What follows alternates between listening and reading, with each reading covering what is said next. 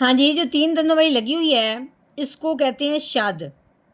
یہ شد جس حرف کے اوپر آتی ہے، اس حرف کو مشدد کہتے ہیں۔ شد کی وجہ سے حرف کیا ہو گیا؟ مشدد۔ ٹھیک ہو گیا؟ اب مشدد حرف جو ہوتا ہے وہ پچھلے والے حرف کو اپنے ساتھ ملا کے پڑھتا ہے۔ اب پچھلے والا حرف جو ہے وہ الف ہے، الف کے اوپر کوئی زبر، کوئی زیر، کوئی پیش نہیں ہے، تو پھر ہم جائیں گے اس سے پیچھے۔ اس سے پیچھے کیا ہے؟ الف ہے، الف کے اوپر بھی کوئی زبر، زیر، پیش نہیں ہے، پھر ہم نے چلے جانا اس سے پیچھے، یعنی کہ اب ہم نے رال کو دیکھا ہے، رال کے اوپر کیا لگی ہوئی؟ زبر لگی ہوئی ہے۔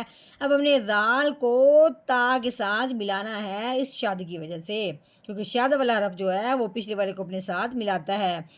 اب ہم نے اگر پڑھنا ہے ادھر سے تو ہم نے یہ دیکھنا ہے کہ حمزہ کو پڑھنے کے بعد جب رال پڑھیں گے، رال کو نہ اس الف کے ساتھ ملانا ہے نہ اس الف کے ساتھ ملانا ہے، بلکہ رال کو ہم نے تا کے ساتھ ملانا ہے، کیونکہ تا کے اوپر شاد لگی ہوئی ہے۔